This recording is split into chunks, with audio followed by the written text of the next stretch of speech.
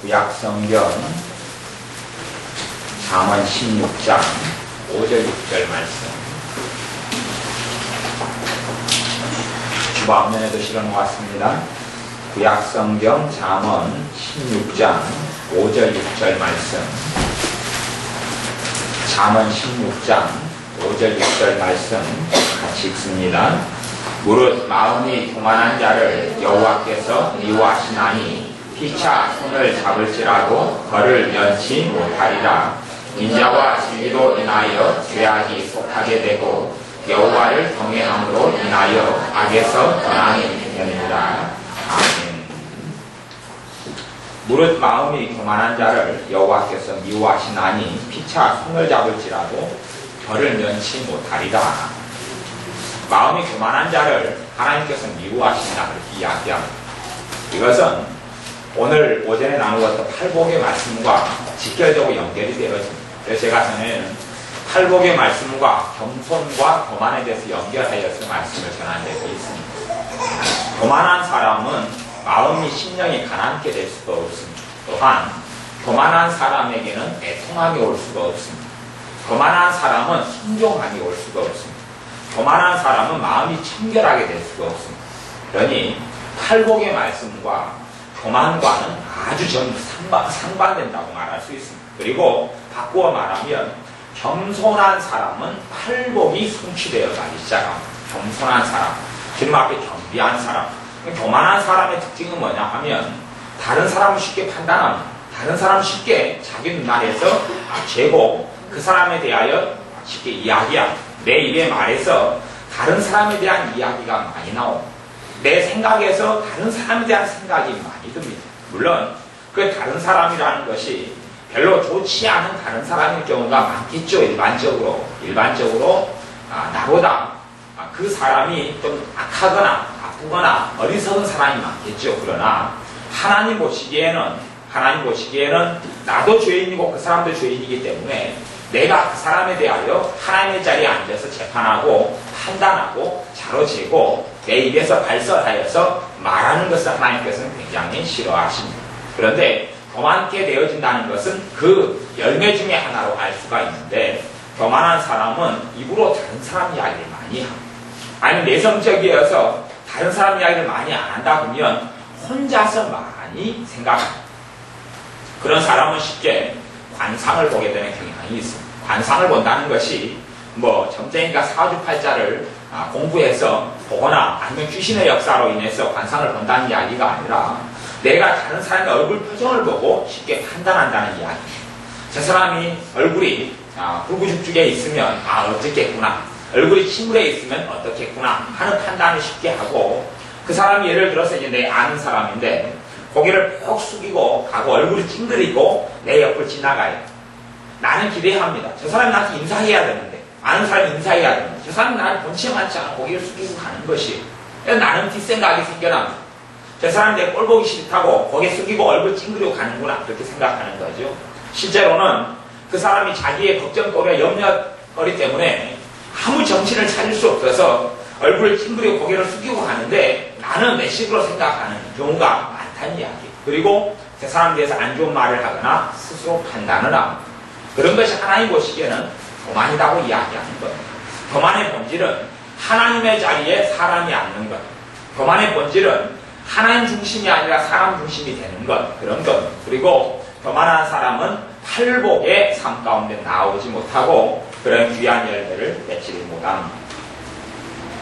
하나님께서 가지고 있는 관심사가 있고 사람이 가지고 있는 관심사가 있습니다. 우리는 우리의 관심사에 하나님이 응답해 주기를 원하는데 하나님의 관심사에 내가 반응할 때에 우리의 관심사가 이루어진다는 것을 깨닫고 알아야, 하나님의 자녀는 반드시 그걸 알아야 하나님의 관심사가 앞서고 내 관심사가 뒤에 있는 것, 하나님께서 무엇에 주목하시고 무엇을 원하시는지 우리의 눈과 생각과 관심이 있어야 합니다. 제가 우리 교회에서는 1년에 채 한 번이나 송구형 예배 때나 아니면 어떤 해에는 한 번도 예언을 안 해주고 그렇게 예언 사역을 우리 교회에서는 제가 안 하고 오히려 예언에 대해서 너무 집중하지 말라고 제가 권면하고 권고할 뿐만 아니라 이렇게 예언하기를 즐겨하지 않습니다. 대신 집회를 가면 예언을 꼭 해달라고 그러니까 예언을 해줍니다. 근데 이번 같은 교회도 아마 그 교회가 훨씬 책임감 그런 것 같아요. 그래서 내가 예언할 일은 없겠다 그랬는데 그 목사님이 예언사에게 대해서 준비를 다 시켜가지고 예언해달라고 준비를 하고 있는 거죠. 그러니까 예언을 했어요. 근데 이제 청년들이 예언을 받으면 그 사람들이 원하는 기대 제목이 있을 거 아니에요. 기대하는 제목. 기대치가 있어요. 그 사람이 원하는 기대치. 예언을 통하여 하나님께서 이걸 좀 말씀해 주셨으면 좋겠다. 그런 사람들이 청년들이 많이 있었어요. 그런데 예언을 지금 받아보니까 자기가 원하고 생각하는 것하고 하나님 말씀하는 거하고 같아요? 틀려요? 틀려요. 틀려. 그래도 이번에는 감사하게도 한 절반 이상의 청년들에 대해서는 그래도 잘 된 것 같아요. 어떻게 잘 됐냐 하면 그 청년들이 기대하는 것과 하나님의 예언을 통해 나오는 것이 같았다는 이야기. 예언을 들으면서 응답을 많이 받았어요. 예언을 들으면서 응답을 많이 받았다고 간증하는 것을 가지고 모았어요. 그 청년들이 기대하는 것과 하나님 말씀하는 게 같았어요. 그런데 물론 50%는 안 되지만 많은 청년들에게 있어서는 그 청년들이 기대하는 것과 하나님 말씀하는 게 틀렸어요.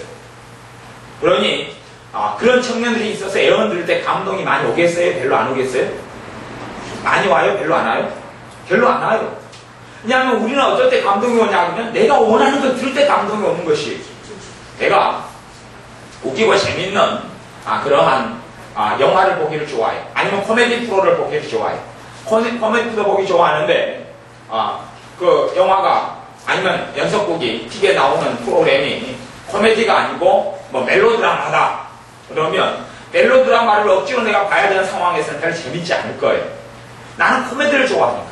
아니면 영화를 여자친구와 남자친구가 영화를 보러 가는데 남자는 액션을 원하고 여자는 연애물을 좋아해.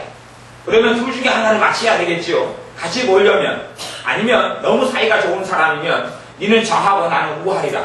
니는 이관에 가서 멜로를 보고 나는 3관에 가서 액션을 보고 끝나고 만나자. 그럴 수도 있겠지요. 그런데 두 사람이 서로 맞춰가지고 간다면 누구 한 명은 기호가 틀리면 포기해야 되겠죠. 그러면 남자는 액션을 좋아하는데 멜로 영화를 봐요. 그럼 기분이 좋겠어요? 안 좋겠어요? 별로 안 좋을 거예요. 대신 여자는 기분이 찢어지게 좋겠죠. 거꾸로 바꿔서 남자를 따라서 여자가 갔어요. 그럼 남자는 액션물을 보니까 너무나 상쾌하고 시원하고 좋았겠죠. 여자는 액션하고 파괴하고 총을 쏘고 하는 걸 보면서 기분이 영 언짢고 안 좋지요. 이놈은 남자가 나를 사랑한다면서 좋아하는 거 보고 내가 좋아하는 거 안 보게 했네. 그런데 그렇게 흘러갈지 모르겠어요. 그래서 예언을 받을 때도 자기가 원하는 것이 나오면 기분이 좋아져요. 감동이 온단 말이에요. 근데 자기가 원하는 것이 안 나오면 감동이 없어요. 그런 여러 가지 이유 가운데 가장 중심되는 것은 하나님의 관심사와 그 사람의 관심사가 다르다는 이야기입니다. 달라. 이게 문제를 일으키는 겁니다. 하나님의 관심사와 내 관심사가 같아야지 내 삶 속에 하나님의 은혜가 있고 하나님의 축복이 있다는 것을 알 수가 있습니다. 알 수가 있어요. 제가 그런 깊이 있는 이야기까지는 사실은 그 집회 때 이야기 별로 안 했습니다. 그런 구절절한 이야기까지는 하지 않았어요. 그런데 실제로 사람들 그걸 알고 있어요. 하나님의 관심사와 내 관심사가 같아서 내가 원하는 부분에 있어서 예언이 정확하게 많이 나왔다 그러면 참으로 좋은 겁니다. 예를 들어서 포괄적인 의미에서 이야기하자면 설교도 어떤 면에서는 예언 속에 들어갑니다. 가르치는 예언이다 그렇게 말할 수도 있습니다. 그러면 여러분 가운데 극단적으로 갈라지는 사람들이 있을 겁니다. 어떤 사람이 일주일간 생활하면서 내가 이런 부분에 있어서 궁금하고 이런 부분에 있어서 알기를 원해. 그런데 그날 저녁에 설교를 들었더니 주일날 설교를 들었더니 정확히 내가 원하는 게 나왔어요. 그런 사람은 내 관심사와 하나님의 관심사가 같기 때문에 그렇습니다. 그리고 하나님께서 그 사람 중심으로 말씀을 전합니다. 그런데 별로 말씀을 들을 때 기도의 말씀이나 새벽 말씀이나 아니면 주일 낮 오후 말씀이나 별로 내게 감동이 없어요. 그러면 두 가지 문제가 있을 수 있어요. 두 가지 문제가 하나는 말씀을 전하는 제 자신이 하나님께로부터 응답과 영감을 받지 못해서 전하지 못했다거나 아니면 듣는 사람이 자기의 관심사와 하나님의 관심사가 달랐다거나 그런 이야기예요. 처음에 이야기는 저 같은 경우는 개인적으로 주님께 어떤 말씀을 전할까 기도해서 응답을 받습니다. 그런 은사들을 하나님 주셔서 응답을 받아서 전하는 것이죠. 제가 집회를 가도 주님께서 어떤 말씀을 전하라고 가르쳐 주셔요. 그 청년 수련회 2박 3일로 가서 집회를 했을 때도 주님께서 4번의 말씀을 전했는데 한 번은 말씀을 가르쳐 주셨어요. 물론 4번 다 가르쳐 주셨어요. 근데 한 번은 미리 받아가지고 갔고 나머지 3번은 그 장소에서 받았어요. 말씀. 그러니까 말씀을 전하는 거예요. 그러니까 주일 낮의 말씀이나 오후 말씀도 또 기도의 말씀은 하나님께 받아가지고 해요. 어떤 말씀을 전할까 가르쳐 주세요. 이게 제 서재에 가면 한 일주일간 기도의 말씀 가운데 어떨 때 기도할 때 되면 한 3개, 4개 말씀 한꺼번에 주셔요. 얼른 메모를 해놨다가 서재에 놔둬요. 그럼 그것을 말씀을 전해요. 이게 핍박하는 자를 위하여 기도하라 이런 말씀도 다 받아서 하는 말씀입니다. 그렇게 해서 말씀을 전해요. 이 제 사사로운 감정 가지고 말씀을 전하기는 그렇게 드뭅니다. 그런데 그럼에도 불구하고 어떤 사람은 자기에게 딱 맞는 말씀, 자기가 궁금하고 자기의 삶을 문제를 풀어가는 말씀을 듣는 사람도 있고 아니면 어떤 사람은 전혀 자기하고 관련 없게 보이는 별로 감동도 없고 마음이 와닿지 않는 말씀으로 듣는 사람도 있어요. 왜 그런 일이 벌어지냐 하면 가장 중심되는 이유 중에 하나는 하나님과 내가 다른 데를 쳐다보고 있기 때문에 그래요. 내가 쳐다보는 곳을 하나님도 쳐다봐 주시느냐? 그렇게 아니에요. 절대 하나님은 창조주고 전능자이고 하나님이시기 때문에 그렇지 않습니다. 하나님이 보는 곳을 내가 쳐다봐야 합니다. 하나님이 관심 있는 것을 내가 관심 있어야 합니다. 그렇게 될 때에 하나님께서 내 관심사와 내 문제 가운데 함께 하시고 도우시며 축복하시며 응답하시는 겁니다. 그런 의미에서 청년들 한 60명 정도 50몇 명 이렇게 애원하고 통역하고 이렇게 해주었고 집사님들도 여러 명 그렇게 기도하러 오셔서 하셨지만 그 가운데 자기가 듣고 싶은 응답하고 하나님께서 애언이나 아니면 말씀을 통해서나 하시는 것이 좀 틀렸다 그러면 그 사람의 인생 가운데는 가장 크게는 첫 번째 문제가 있습니다. 더 많이 있는 거지. 왜냐하면 하나님의 관심사 내 관심사 틀리니까 자기의 인생의 주인이 누구다는 이야기예요? 자기가 돼서 사랑한다는 이야기예요. 겉으로 보기에는 아무리 신앙자이고 아무리 기도생활을 많이 하는 것처럼 보여도 하나님의 눈은 속일 수 없다는 이야기예요. 열심은 있을 수 있어요. 얼마든지. 이게 성경에도 너희가 열심을 내나 나를 향한 열심이 아니다 그렇게 말씀하신 것도 여러 번 있다는 이야기를 알아야 합니다. 어떤 사람이 기도를 열심히 하지만 순수하게 하나님에 대한 열심이 아닌 경우도 많이 있어요. 거꾸로 어떤 사람은 기도 생활을 잘 못할 수도 있어요. 사단의 역사가 많고 저주가 많고 또한 사단이 많이 짓누르면 기도가 안 돼버려요. 기도를 못해요. 마음에는 원함이 있지만 가능하지 않아요. 내가 어떤 일을 안 해야 된다고 생각하는데 자꾸 하게 되는 그런 어리석음 속에 내가 들어갑니다. 그럼에도 불구하고 그 사람이 하나님에 대한 간절한 마음이 있고 소원이 있으면 하나님 그걸 받으시는 거예요. 그걸 받으셔서 말씀을 통해서나 아니면 예를 들어 집회 기간에는 예언을 통해서나 그 사람에게 말씀하시는 거예요. 그리고 그 사람이 정확히 듣고자 하고 하는 말씀을 듣게 되고 듣고자 하는 예언을 듣게 되고 듣고자 하는 하나님의 응답이 거기서 이루어지는 것을 봅니다. 그러나 여러분의 삶 가운데 하나님의 관심사가 내 관심사가 같아져야 하나님이 그런 부분에서 내게 맞춰주지 않습니다. 하나님의 관심사는 어디 있느냐? 그걸 이야기한다면 6절 말씀에 잠언 16장 6절에 인자와 진리로 인하여 죄악이 속하게 되고 여호와를 경외함으로 인하여 악에서 떠나게 되느니라. 죄의 문제, 악의 문제. 하나님의 관심사는 어떻게 죄를 해결할 수 있느냐 하는 관심사 속에 있습니다. 하나님은 죄의 문제에 관심을 가지고 있습니다. 하나님은 내 죄의 문제에 관심을 가지고 있는데 나는 내 죄의 문제가 아니라 내 성공이나 내 평안이나 내 행복의 문제에 관심이 있습니다. 그러면 결과적으로는 하나님도 우리의 평안이나 우리의 행복에 관심이 있습니다. 하지만 그걸 해결하기 위해서는 죄의 문제가 해결되지 않으면 그 부분에서 답이 없으면 진정한 하나님께로부터 오는 평안과 안식도 쉼도 기쁨도 없다는 사실을 알아야 합니다. 우리는 죄의 문제를 다루지 않고 내가 하나님께 가지고 있는 죄의 문제, 내 삶에 가지고 있는 죄의 문제를 다루지 않고 내 삶에서 하나님 주신 것을 누리게 합니다. 하지만 하나님은 죄의 문제가 다루어지지 않고서는 그런 부분을 누릴 수 없다는 것을 아셔야 합니다. 물론 100% 죄의 문제를 다루어질 수 있느냐? 그렇게 될 수는 없습니다. 또한 죄의 문제가 다 다루어지지 않고서는 하나님의 축복이 안 오느냐? 그것도 아닙니다. 다루어진 것만큼 주님을 깊이 있게 알게 되고 주님의 사랑이 임한다는 이야기. 죄의 문제가 다루어지면 갈수록 능력 있는 하나님의 자녀의 삶을 살게 된다는 이야기. 죄의 문제가 다루어져 가면 다루어져 갈수록 주님을 닮아가게 되고 주님의 영광을 체험하는 삶을 살아간다는 이야기. 그러니 우리의 삶 가운데 하나님의 관심사가 죄의 문제에 있다는 것을 꼭 기억하고 알아야 그럴 때에 하나님께서 우리의 관심사를 해결하고 도와줍니다.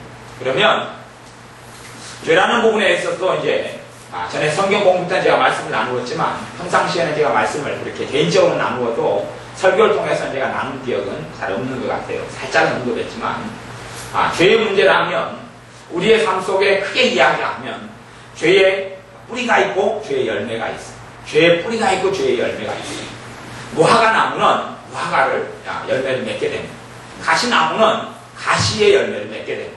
그러면 가시가 맺혔어요. 가시를 따주고 가시를 불라주고 가시를 없애줘도 조금 지난 다음에 가시나무가 뿌리에서부터 양분과 물을 흡수해서 뭘 맺습니까? 가시를 맺는 것이 가시를 맺어요. 독사나 소나 똑같이 물을 먹습니다. 독사도 물을 먹고 소도 물을 먹어요. 그러면 독사가 먹는 물은 독이 되고 소가 먹는 물은 우유가 되는 것이에요. 왜 그런 일이 벌어져요? 똑같은 물인데 다른 물을 마시는 게 아니에요. 독사가 독물을 마시는 것도 아니고 아니면 소가 우유물을 마시는 게 아니고 똑같은 물인데 독사는 독을 만들어내요. 그 물을 가지고. 소는 그 물을 가지고 우유를 만들어내는 겁니다. 열매의 문제는 또한 토양의 문제, 내가 어떠한 삶과 어떤 환경에서 살아가느냐의 문제가 아니라는 것을 아셔야 합니다. 어떤 사람은 상처를 굉장히 많이 받는 환경 속에서도 마음을 지키고 더 건강하게 살아가는 사람이 있는 반면에 어떤 사람은 부모가 항상 위해주고 항상 사랑해줘도 정말로 자기중심적이고 이기적이고 악하게 자라나는 자녀들도 얼마나 많이 있습니다. 현 시대에서는 상처받는 것보다 더 무서운 것이 과보받는 것. 상처받는 것보다 더 무서운 심각한 장애를 일으키는 아이들이 어디서 태어나냐 하면 과보받는 자식들. 과보라는 이야기는 뭐냐 하면 모든 것에 부모가 챙겨줘요. 모든 것에 부모가 돌봐줘요. 작은 것도 자식에게 시키지는 않아요. 자식이 건강하게 되려면 어릴 때부터 자식을 일을 많이 시켜야 됩니다. 정서적으로나 또한 마음적으로 건강하게 되려면 어릴 때부터 일을 많이 시켜야 합니다. 제가 방학 동안에 우리 강교육사님이나 승규나 서연이가 교회에서 지내다가 방학이 끝나고 이제 서울로 올라갔는데 뭐 반가운 소식을 하나 들었어요. 그건 뭐냐 하면 승규가 엊그저께 초등학교 3학년인데 밥을 했다는 거예요. 그리고 저녁에 라면을 끓였다는 거예요. 그게 최초지요. 그거 잘한 거예요. 초등학교 3학년에 밥 정도 하고 빨래 정도 하고 다 해야지요. 그거 시켜야 되는 거예요. 시켜야 돼요. 그래야 사람이 되는 겁니다. 그래야 사람이 돼야죠. 근데 20살이 돼도 뒤치다거리 엄마가 아빠 다 해줘요. 뒤치다거리. 15살이 돼도 자기 이불을 개지도 몰라요. 자기 신발을 밟지도 몰라요. 그러면 사람 무시 못합니다. 선탁에서도 엄마! 자꾸 결혼했어도 남자라면 여보! 자꾸 신발 갖다 내놔! 그러고 찾게 됩니다. 사람 무시는 못하고 살아요. 한쪽 부분에는 그냥 장애인처럼 나타나요. 이게 과보의 무서운 점입니다. 과보의 무서운 점. 그래서 제가 그렇게 상담을 많은 사람을 해오고 살았지만 과보에는 약이 없다. 이게 약이 없다. 과보를 어떻게 치료하냐 도대체가. 과보는 왜 무슨 일이 벌어지냐. 과보 받는 사람은 철저하게 깨지지 않으면 믿음에 있어서 깊어지지가 않아요. 주님의 놀라운 사랑과 은혜를 체험하지 못합니다. 왜 그런 일이 벌어지는지 압니까? 과보라는 것은 부모가 자식을 주인공으로 키웠습니다. 너가 주인공이야. 너가 우주의 중심이야. 너가 집의 중심이야. 너 인생의 주인은 너야. 이게 과보의 열매입니다. 과보예요. 그 사람을 주인공으로 받들고 만들어버렸는데 어떻게 그 사람이 하나님 앞에서 하나님을 순종하고 하나님께 복종하고 하나님께 무릎을 꿇는 삶이 가능하단 말입니다. 겉으로는 무릎 꿇는 척해도 하나님이 이용하리라고 하나님을 노예처럼 종으로 알고 하나님께 순종하는 것을 절대 보이지 못합니다. 만왕의 왕 되신 하나님께 어떻게 순종하는 것을 배운단 말입니다. 부모가 끊임없이 너가 주인공이야. 자식이 엄마 내 마음이 아파. 알았어 미안해. 엄마 짜증나.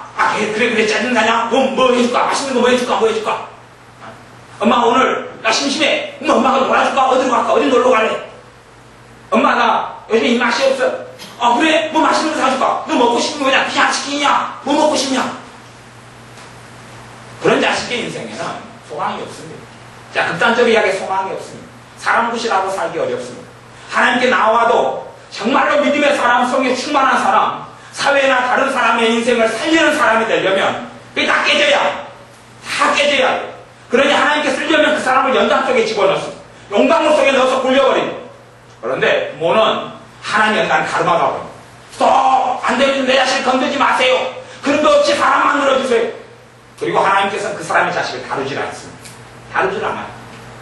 왜냐하면 연단을 하고 고생을 하고 환난을 당하면서 자기 중심성이 깨지고 겸손을 배우고 낮아짐을 배우고 순종을 배우기 때문에 그렇습니다. 그러니 정말 끔찍한 사람은 과로 자란 사람도 아니고 상처를 많이 받은 사람도 아니고 배신을 많이 당한 사람도 아니고 제가 많이 끊임없이 상담을 해보면 제일 심각하고 무서운 사람은 과보, 주인공으로 떠받들고 자란 사람, 그런 사람은 정말 무섭습니다. 그런 것이 철저하게 깨지고 무너지지 않으면 성령님의 사람, 하나님의 사람, 말씀의 사람, 기도의 사람, 권능의 사람으로 그렇게 쓰임받는 경우를 보지는 못했습니다. 그러니 어린아이를 둔 부모님 같은 경우는 절대 자식을 중심으로 키워서는 안 됩니다. 성경에서도 모든 권세를 부모가 가지고 있지 자식이 가지고 있는 게 아닙니다. 성경에서는 자식을 결혼시키고 안 시킬 권리가 부모한테 있습니다. 고린도 전서에도 처녀 딸이 있으면 부모가 네 시집까지 말하면 안 가야 됩니다. 네 시집까지는 가야 됩니다. 그게 고린도에서 신약에 나오는 말씀입니다. 구약에는 그것보다 훨씬 더 심각합니다. 심지어는 자식을 죽이는 책임도 죽일 수도 있습니다. 부모가. 요즘 법은 국가법은 막고 있지만 성경 구약시대 옛날에는 하나님의 법 가운데는 자식이 사람 짓이 안 되고 부모같이 죽여도 하나님은 절대 죄로 묻지 않고 그걸 옳다고 여겼습니다. 그럴 정도로 부모에게 권세가 있고 권한이 있었습니다. 하지만 요즘 어리석은 부모들은 자기의 인생에 대한 책임까지 자식한테 다 넘겨버립니다. 나는 너희를 위해 살아. 너희가 내 소망한 거 너희가 내 등불이야. 너만을 위해서 모든 걸 투자하고 모든 걸 쏟아줄게. 공부만 잘해. 뭐 등등. 너만 행복하면 다 돼. 그런 어리석은 인생을 부모가 살면서 자식 인생도 망쳐버리고 자기 인생도 망쳐버리고, 그리고 하나님께 가서 하나님 왜 내 자식이 안 돼요? 자식이 힘들어지면 자기도 지옥이 나타나면서 하나님 내 자식이 왜 이래야 돼요? 내 인생은 왜 이래요? 라고 살아갑니다. 성경 66권의 일관적인 하나님의 뜻과 흐름을 전혀 이해하지 못하고 깨닫지 못한 상태에서 어찌 그 사람의 인생에 지옥이 임하지 않는다는 이야기입니다. 하나님은 그런 부분에 응답 안 합니다. 하나님의 말씀을 어기고 어리석게 살아가면서 하나님께 책임을 전가하고 넘기는 그런 어리석은 사람의 탄원과 기도를 하나님은 안 들어줍니다. 회개로 나아가야 절대 자식을 과보로 오냐 절대 키워서는 안 돼요. 어린 자녀를 둔 부모들은 어릴 때 초등학교 1학년 정도 되면 밥하는 걸 가르쳐야지요. 저는 개인적으로 초등학교 4학년 때 밥했으니까 4학년은 넘기지 마십시오. 4학년 넘기지 마. 4학년 정도 되면 다 밥해야 됩니다. 자기 운동은 자기가 빨아야 되고, 집에서 맡아가지고 일이 있어서 청소라든지 아니면 뭐라 일을 시켜야 돼요. 그래서 애들이 중학생 정도 되면 엄마가 손 놓고 살아갈 수 있을 정도 돼야 돼요. 중학생 정도 되면 엄마가 많이 절반 이상의 살림을 손을 놔야 됩니다. 그 정도로 애를 키워야 돼요. 우리 박명희 사님은 참 애들은 이제 잘 키워요. 잘 키워서 우리 삼성자 애들이 이제 집안일을 대부분 다 알아서 하죠. 그죠? 얼마나 지연이는 요즘에 음식을 잘합니까? 그래서 저도 덕을 많이 보고 있습니다. 교회 와서 그냥 막 10명, 20년 음식도 우습게 만듭니다. 그러니 뭐 얼마나 제가 덕을 많이 봅니다. 다 알아서 맡아서 새로운 메뉴를 개발하고 만들겠다고 애를 쓰고 공부도 열심히 하고. 얼마나 잘합니다. 우리 집에서 청소 같은 거 우리 은혜 같으면요, 그냥 딱 되면 은혜를 가르쳐서요, 언니들이 뭐라고 그러지 압니까? 그거라 그래요. 갑자기 왔다가 집이 깨끗해지고 사람이 없는 거예요. 아침 약속할 때는 집이 지저분했는데 갔다 오니까 집이 깨끗해지는 거, 흔적도 없는데. 우렁각시라고, 우렁각시. 우리 은혜는 우렁각시. 청소를 얼마나 잘하고 사라져버려요, 사람이. 잠깐 와서 30분, 1시간도 안 손대는데 깨끗하고 딱 사라지는 거예요, 사람이. 교회로 막 날아와가지고 열심히 놀고 있어요. 왜 집이 깨끗하게 짓냐?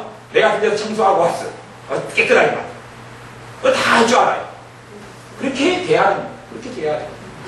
우리 박명희 목사님의 소원이 있었어요, 사실은. 소원이 뭐냐면, 나이가 조금 들면 가정부를 부리고 사시는 게 소원이었어요. 집에 가정부를 부리고 살고 싶다 그랬어요. 그래서 제가 가르쳐줬어요. 집사님, 가정부가 3명이 있기 때문에 드릴 필요가 없다. 교육을 시키시라. 교육을 시키시라. 그리고 그 교육이 하여튼 1년 정도, 2년 정도 성과가 이제 멋있는 가정부가 다 만들어졌어요. 그래서 가보세요. 내가 뭘 하니까 성취감을 느낍니다. 아이들이. 하니까 성취감을 느껴요. 이번 방학 때는 우리 지혜가 열심히 설거지를 했어요. 설거지를 맨 처음에 할 때는 얼굴이 그냥 불이 중중중 했어요. 하기 싫은 걸 억지로 해야 되거든요. 밥을 10명씩 먹는데 설거지하면 힘들었지. 그지? 지혜가 힘들었어요. 그래서 설거지해. 계속 설거지를 한 일주일, 2주일 하니까 설거지하는 게 편해졌지.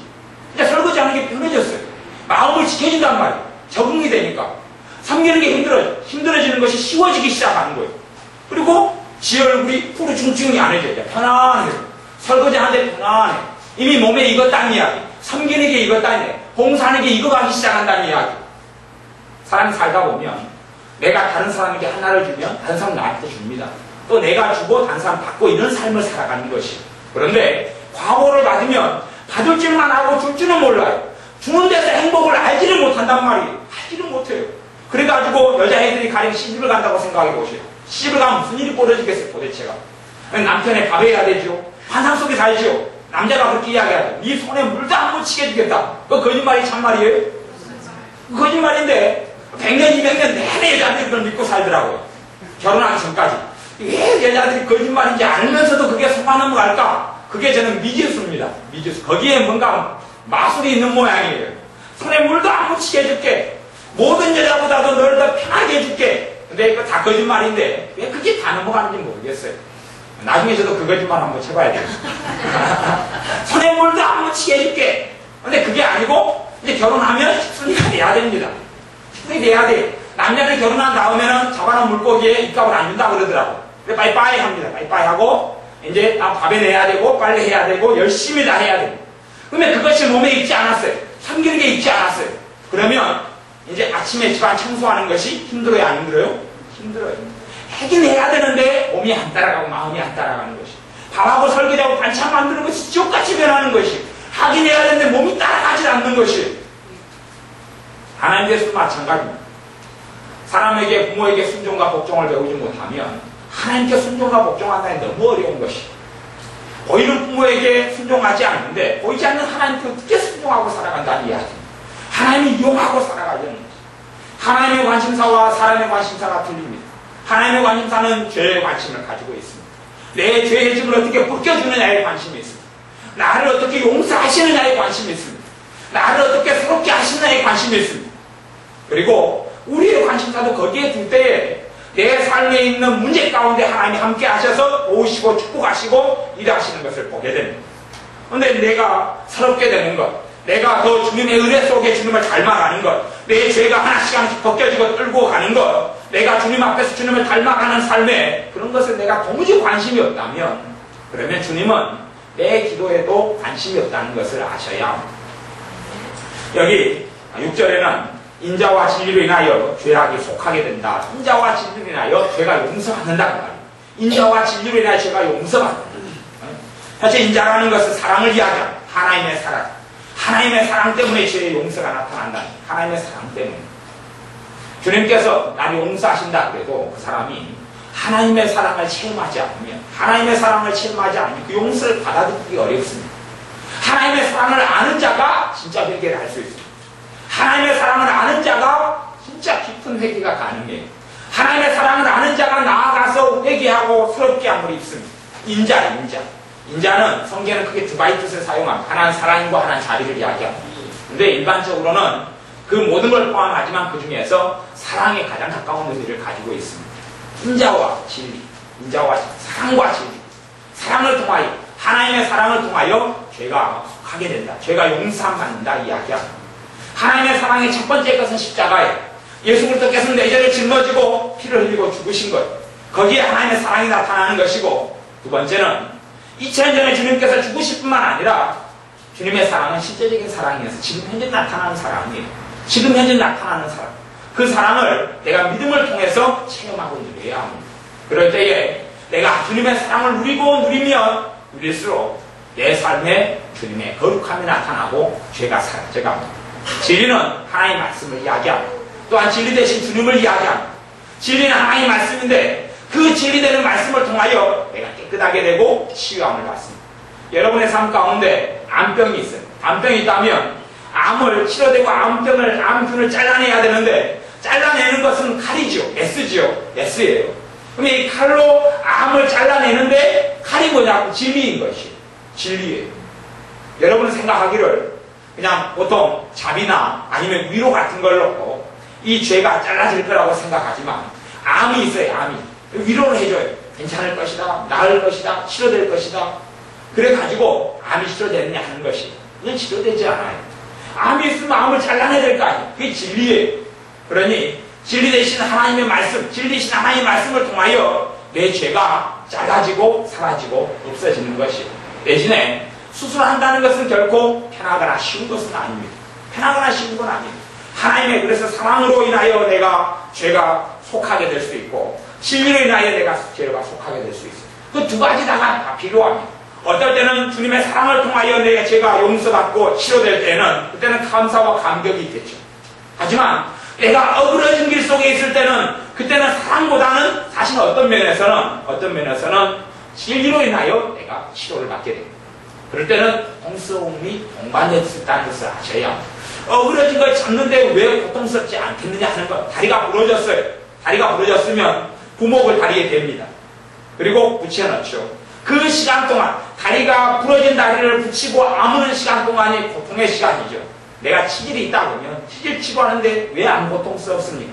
요즘은 기술이 좋아져서 좀 더 낫지만 그래도 수술이라는 것이 고통을 동반한 그 진리를 비유하자면 진리에 하나님 말씀을 통하여 내가 잘라지고 쪼개지고 내 죄가 나는 온전한 사람 주변에 붙어있는 암세포들이 암덩어리의 죄들이 잘라지고 떨어져 나갈 때 그래 여러분의 삶 가운데 여러분이 하나님의 진리를 사모하셔야 합니다.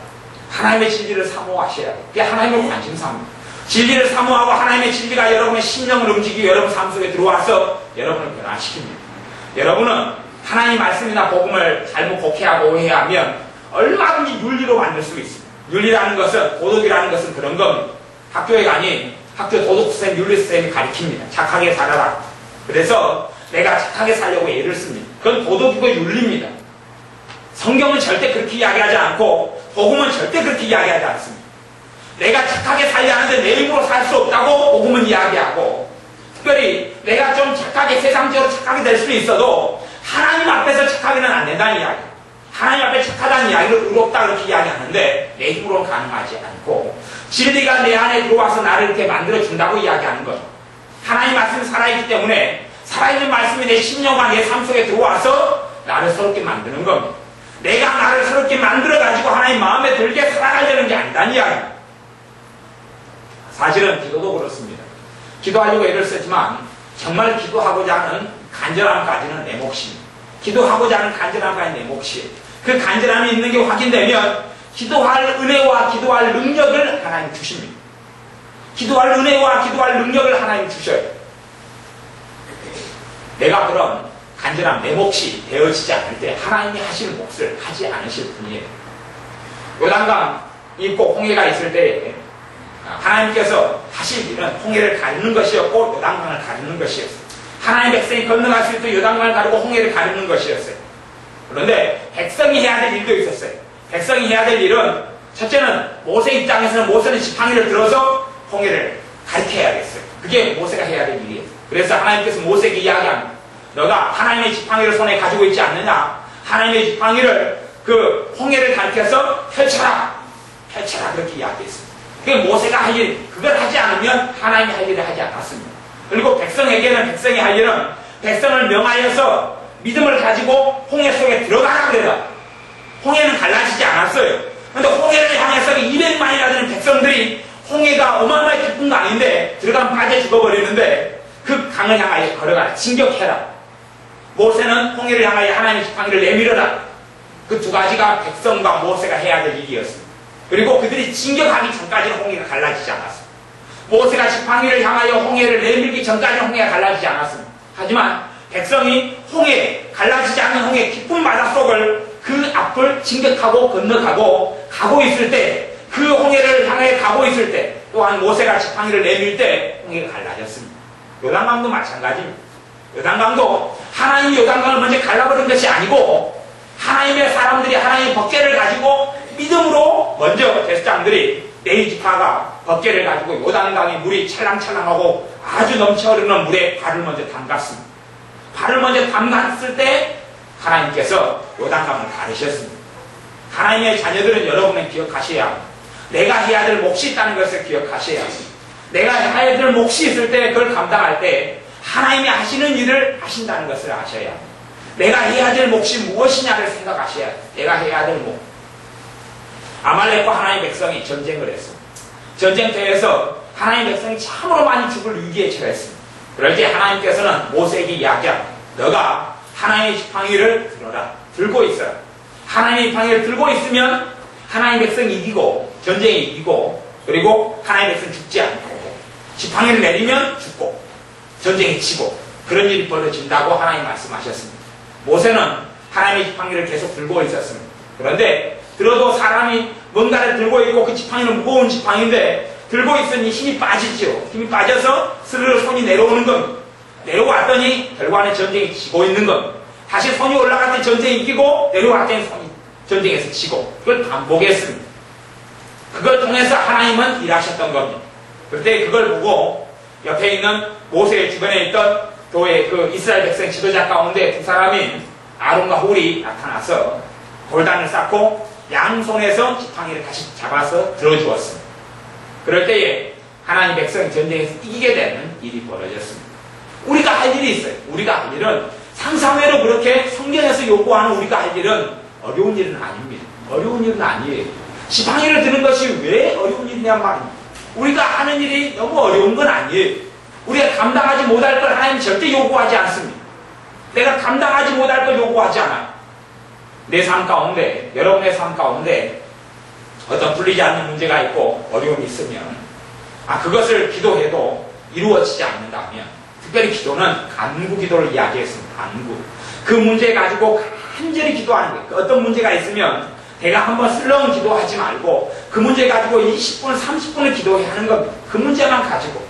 그것만 가지고 20분, 30분을 기도해요. 그리고 마음에 평안이 오면 그때 기도를 멈추면 됩니다. 그리고 내일 되면 다시 또 기도해야 돼요? 안 해야 돼요? 또 해야 돼요. 언제까지요? 그게 응답될 때까지. 응답될 때까지 매일. 그렇게 하면 여러분이 상상하는 대로 빨리 응답이 됩니다. 하나님의 사람 중에 이삭이라는 남자가 있었어요. 이삭이라는 남자가 40살에 결혼해서 60살이 됐는데 자식이 없었습니다. 자식이 없었어요. 그 사이에 20년 동안 이삭이라는 남자가 기도했습니다. 간간히 때때로 생각날 때마다 밥 먹을 때마다 기도했습니다. 자식 달라고. 하나님의 사람 이삭과 이부간은 20년 차이가 나는데 하나님이 부부를 만들었습니다. 나중에 천생배필이 부부죠. 20살과 40살이 만나서 60살 됐고 40살 됐습니다. 그런데 하나님이 엮어준 부부인데 자식이 없는 겁니다. 자식이 없는 것이. 자식이 없으니 이삭의 입장에서는 답답합니다. 자기도 독자인데 자식이 없는 것이. 형제가 많은 것도 아니고 이복 형제가 있는데 그것은 딴 데로 떠나버렸고 딴 데로 가버렸고 자기 아버지 밑에 자식이 자기밖에 없는데 자식이 없는 것이.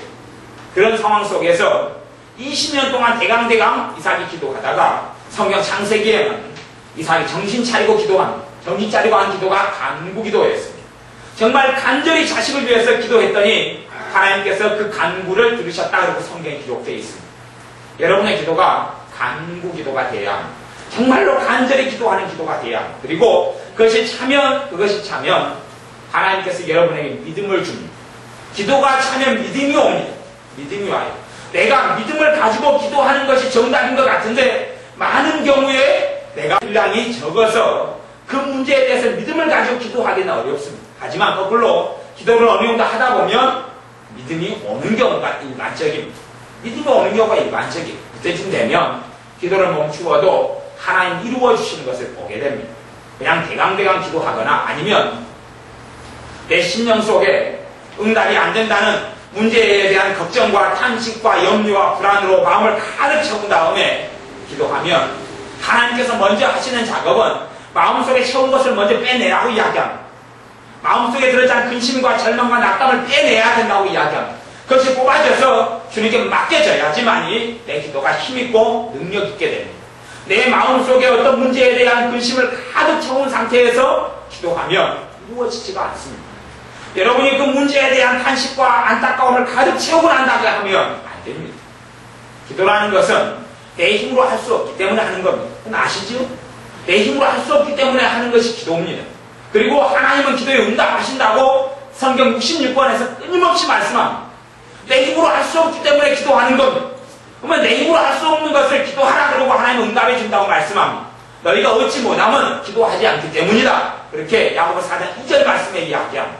그런데 왜 얻지 못하느냐 하는 건 내가 내 마음속의 근심과 불안과 염려와 탄식으로 다 채운 가운데 기도해봐야 그건 안 된다는 이야기.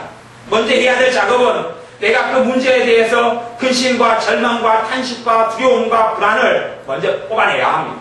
10년을 가난하게 만들어야 하지. 뽑아내야 돼. 내려놔야 합니다. 계속 내리고 뽑아내야 합니다.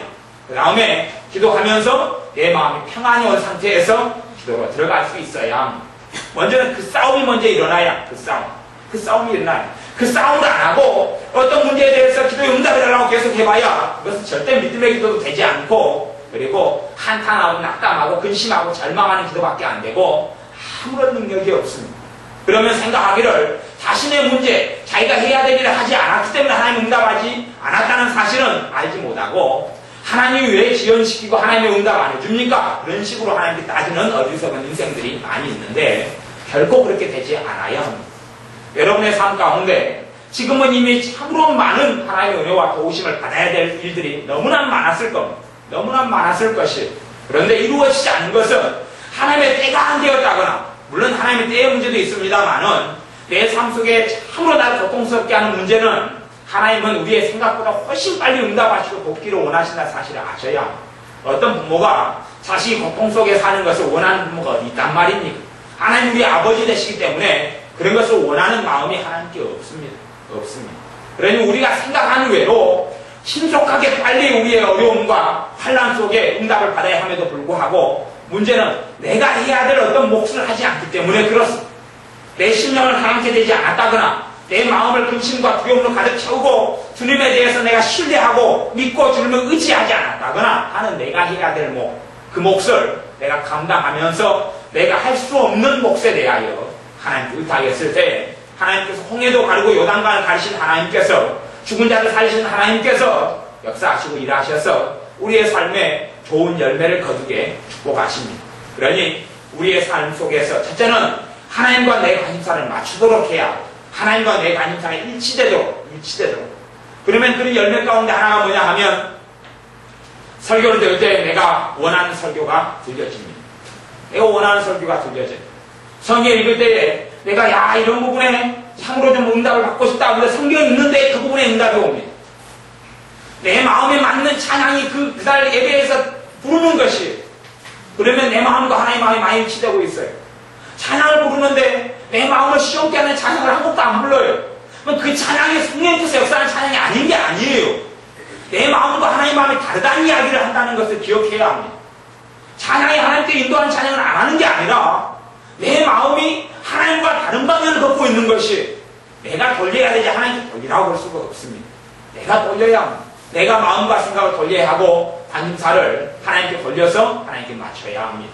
그것이 가장 중요한 문제입니다. 두 번째 문제는 우리의 마음에 비워내야 합니다. 세 번째 문제는 좀 이야기하다가 말았는데 열매와 뿌리 이야기를 제가 하다가 말았습니다.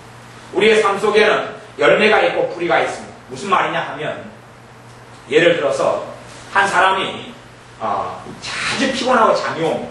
그리고 자기가 굉장히 게을러져요. 그러면 자기가 너무 게을러요. 잠이 많아요. 잠이 많은 문제를 해결하고 싶지요. 해결이 안 되는 것이에요. 자기가 너무 게을러져요. 게을른데 게을른 걸 해결할 때 해결이 안 되는 것이 자기 안에 의욕이 없어요. 권태기가 오고 삶이 살기 싫어요. 제가 한 가지 예를 들어서 이야기하는 겁니다. 근데 자기 안에 소망이 안 생기는 것이 주님의 소망인데 안 생겨요. 살기가 싫어요. 하루하루 살기가 싫어요. 삶에 소망이 없고 만족이 없어요. 피곤하고 잠만 오고 먹잠이 쏟아지고 하루에도 10시간 자도 잠이 부족하고 일하기도 싫고 권태기가 나타나고 이런 문제가 나타나요. 그러면 예를 들어서 그 모든 것들이 하나님 앞에서 하나님 원치 않냐는 것들이기 때문에 죄라고 이야기할 수 있습니다. 그러면 내 게으름을 고치려고 애를 쓰는데 게으름이 쉽게 그렇게 고쳐지느냐 하는 건 게으름을 바꿔보려고 애를 쓰고 발버둥을 치는데 게으름의 문제가 그렇게 쉽게 해결되느냐 하는 겁니다. 사실은 해결이 안 될 때가 많습니다. 왜냐하면 예를 들어서 게으름이 나무의 뿌리와 열매를 이야기한다면 열매에 가깝기 때문에 그렇습니다. 항상 게으름이 열매가 되는 건 아닌데 열매를 따봐야 열매가 또 맺힙니다. 감나무에 그의 감을 다 따면 다음 해가 되면 또 감이 맺히는 것과 똑같은 이치입니다. 그러면 그 중에 하나에 깊이 들어가면 제가 그래서 상담을 하면서 그런 문제를 처리한 경험들이 몇 차례 있는데 예를 들어서 그런 경우에 어떤 사람에게는 뿌리가 뭐였냐 하면 무의욕, 무의욕이라는 뿌리가 있어요. 무의욕. 무의욕이라는 게 있어요. 무의욕이라든지 아니면 뭐라고 이야기할까요? 하여튼 무의욕 같은 겁니다. 무의욕은 그것이 생겨나면 그것이 뿌리가 만들어져서 씨앗이 돼서 뿌리를 내리고 열매가 맺히면 무의욕이니까 권태가 맺히고 게으름이 맺히고 만사하기가 싫고 만사 짜증나고 하는 일이 맺힌다는 이야기. 무의욕은 어디서 받아들이냐 하면 기본적으로는 어릴 때 받아들이는 일이 있습니다. 예를 들어서 아버지 어머니가 항상 싸우고 다투어요. 뭐 어린 아이로서는 아버지 어머니 싸우는 것을 화해를 시키려고 해요. 시키려 해도 아버지 어머니가 싸우는 걸 멈춥니까? 안 멈춥니까? 안 멈춰요. 그리고 가정은 항상 힘들고 고통스러워요. 그러니 아이는 생각하게 됩니다. 내가 아무리 노력해도 필요가 없구나. 그러면서 무의욕을 받아들입니다. 그리고 심령 속을 채워버리는, 심령이 가난하게 되지 않는다는 이야기예요. 심령 속에 무의욕으로 가득 채워버리는, 그리고 이제 인생을 살아갑니다. 그러니 거기가 시간이 흐르면 흐를수록 거기서 줄기가 생겨나고 입이 맺히고 때가 되면 열매가 맺히는데, 열매가 다 각기 다른 열매들을 맺힙니다. 각기 다른 열매. 의욕이 없으니 뭐가 찾아와요? 게으름이 찾아와요. 의욕이 없으니 조금 하다가 작심삼일 스르르 꺼져버려요. 동기부여가 안 되는 것이. 어떤 일을 하다가 이제 하기 싫어버려요. 금방 실증이 나고 금방 짜증이 나고 그렇게 흘러가는 것이. 그래서 별 것들이 다 생겨나는 것을 제가 여러 사람을 상담하면서 보았습니다. 그런 사람은 자기가 너무 잠이 많이 쏟아져서 잠의 문제 해결하지 못하는 것이에요. 잠을 어떻게 해결하지 못해요? 잠이 또 오고 자도 또 오고 어떻게 목사님 해결하죠? 그리고 기도했을 때 주님께서 그 사람이 무의욕의 문제다 하죠. 무의욕, 의욕이 없는 것. 그것을 어린 시절에 받아들였다는 영감을 주셨어요. 그걸 이야기하면서 무의욕을 회개했어요. 그랬더니 그 사람에게 역사는 악한 영이 떨어버려요. 무서워서. 정체가 드러나니까. 그리고 그냥 몸에 힘이 다 빠져버려요. 으르 사람이 돼요. 마귀의 정체가 그 사람 몸에 드러나요. 악한 영의 정체가 드러나요. 그래서 그것을 회개시키고 쫓아내니까 이제 피곤이 떠나가기 시작하고 게으름이 떠나가기 시작하고 그 다음에 권태, 멀리 하기 싫은 것이 떠나가기 시작해요. 왜냐하면 나무를 찍어버리면 열매가 있을 수가 없어요. 나무를 찍어버리면 열매가 있을 수가 없어요. 그래서 우리의 삶 가운데 뿌리하고 열매의 관계라는 것은 굉장히 중요합니다. 제가 어떨 때는 몇 시간씩 이것을 가르치고 다루기도 했지만 지금 시간이 부족하니까 그렇게 못 다루고 성경 공부 때는 제가 몇 달 전에는 한두 달 전에는 다 그것을 몇 시간에 걸쳐서 이야기를 했습니다. 새벽에도 제가 한 새벽 2시, 3시, 4시까지 이야기를 했어요. 한 4-5시간을 이야기해서 많이 가르친 내용이고 못 듣는 사람은 다 자기 책임이어서 저는 한 말이었습니다. 그러니 뿌리하고 열매의 문제가 있어서 내가 어떤 부분을 다루는데 그것이 다루어지지 않으면, 그리고 어떤 부분을 하나님께 처리해달라고 기도를 해요. 내가 어떤 부분의 삶의 결정들, 삶의 어떤 허움들, 또 그것 때문에 내가 행복을 누리지 못하고 하나님의 은혜 속에 못 따라가는 어떤 문제들, 그런 문제들이 있는데 기도해도 기도의 처리가 안 되면 그것은 뿌리가 아니고 열매이기 때문에 그렇습니다. 그 놈이 문제가 아니고 그 밑에 있는 뿌리가 뭔가를 찾아내는 작업이 필요하고 그 기도가 필요합니다. 그리고 뿌리를 찾아내서 그걸 기도할 때에 이제 그런 삶의 여러 가지 안 좋은 열매들이 사라져버리고 맙니다. 근데 그런 관계를 여러분이 잘 이해하셔야 됩니다. 그렇게 할 때에 하나님의 관심사는 열매에 있지 않고, 그럴 때는 이런 부분에 있어서는 뿌리에 있습니다. 뿌리를 차내기를 원하는데 나는 열매만 자꾸 어떻게 따내고 처리하려고 그러니까 잠깐 동안 열매를 따내도 물과 양분을 빨아들여서 독사가 물 마시고 독을 만들어내는 것처럼 안 좋은 열매를 만들어내고 종류별로 시리즈별로 만들어내서 내 삶을 가득 얼룩지게 만듭니다. 잡초는 뿌리째 뽑아버려야 되는 것이지, 잡초를 가지고 잡초가 씨앗을 때되면 맺히지요. 잡초 씨앗만 따주고 위에만 잘라줘도 조금 지나면 잡초는 무성하게 됩니다. 똑같은 것이 여러분의 삶 가운데 어떤 부분을 내가 다루어도 처리가 안 되면 그것이 아닌가벼라고 생각하셔야 돼요. 그건 열매의 모양이구나. 뿌리가 숨어있는데 이 뿌리가 도대체 정체가 무엇이냐? 가령 우리가 제가 몇 번 이야기했습니다마는 아까 과거 이야기했을 때도 자기 중심성이 뿌리가 되면, 이게 뿌리가 돼. 자기 중심성이 뿌리가 되면 열매가 뭐가 생기냐면 이기심이 생겨요. 이기적으로 변해요. 항상 이기적으로. 다른 사람 배려하지 않아요. 그리고 말도 함부로 해요. 상대방의 감정에 생각하지 않고. 근데 그것은 어디에서 많이 나타나냐 그러면 가족 간의 관계에서 많이 나타나요. 함부로 말해요. 여자에게, 남자에게, 자식에게. 절제가 되지 않고 하는 여러 가지 문제들이 이기심이 뿌리가 되면 생길 수 있어요.